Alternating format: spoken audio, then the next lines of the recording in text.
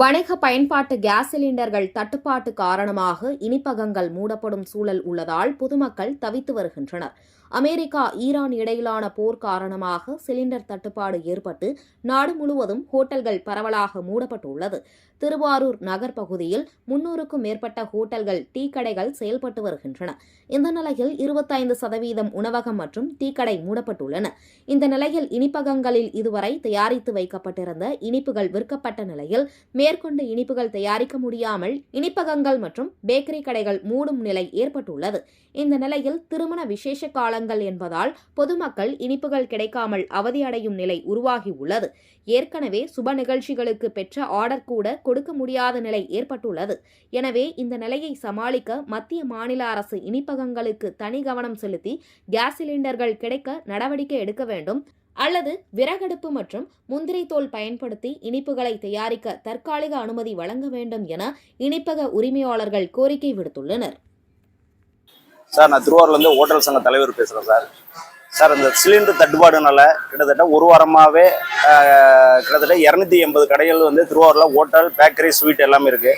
இப்போ கிட்டத்தட்ட 20% கடையை சாத்திட்டோம்.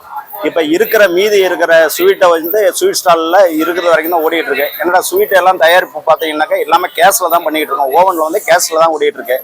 அதுக்கப்புறம் பார்த்தீங்கன்னாக்கா இப்போ டீ, வடை எல்லாமே கேஸில் ஓடுறதுனால, கேஸ் தட்டுப்பாடு வர்றதுனால இப்போ ஒன்று ஒன்றாவே கட் பண்ணிக்கிட்டு இருக்கோம். பார்த்தீங்கன்னா வடை, இந்த போண்டா, சம்சா போடுறதெல்லாம் இப்போ நிப்பாட்டிட்டு அந்த டீ மட்டும்தான் ரன் ஆகிட்டு இருக்கு.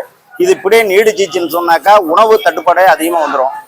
ஏன்னா இப்போ ஏற்கனவே உணவு பாதுகாப்பு துறையில் புட்டடுப்பு, விறகடுப்பு யூஸ் பண்ணக்கூடாது அப்படின்னு சொல்கிறாங்க. நாங்கள் வச்சிருக்கிறது இப்போ பஸ் ஸ்டாண்டில் கடை வச்சிருவோம். பஸ் ஸ்டாண்டில் வச்சுக்கிட்டு விறகடுப்போ புட்டடுப்போ போட முடியாது.